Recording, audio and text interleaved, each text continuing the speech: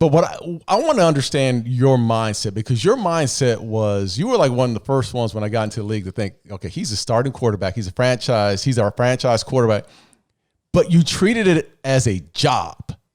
I mean, you went to work every day. And not only was it you, but it was the Daryl Johnsons of the world. And I've told this story on the show before, is that when I first got to Dallas, you hear about the names like, you, and then you hear Michael Irvin, how flamboyant Michael is, and Emmett, and you hear all these flamboyant names, but then you walk in, and through mini camps, you sort of see, the culture of the team. But then you get in the training camp and you finally figure out, okay, here's the pecking order.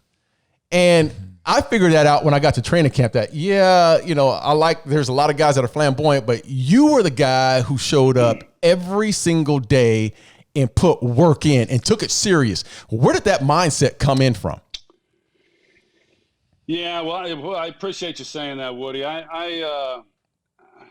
don't know. I think probably from my father. I was raised pretty tough from my dad, and like I said, he treated me as a grown man from the time I was awfully young, and with responsibility and chores and decision making and things of that nature. And I think that's probably where it came from as much as anything else. And I don't know. I was just kind of determined to.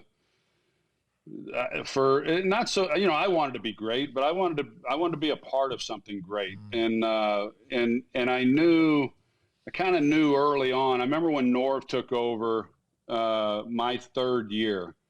So my first 2 years weren't all that great. 9 touchdowns, 18 interceptions in both my first 2 seasons. We were the worst offense in football my second year, and there was 28 teams at that time in the NFL. We were 28th, and Norv came in, and I remember talking to him in training camp, and I really, you talk about urgency in year 2. I really felt it in year 3, and I told Norv, I said, man, and it was his first year as offensive coordinator, and I said, man, we got to, we don't have time to wait. We got to go. And I think it made him probably a little nervous, because he's thinking, hell, this is my first year, But he says, well, we just got to ease into this. I said, we can't ease into anything, Norv. I said, it's time. The clock's running.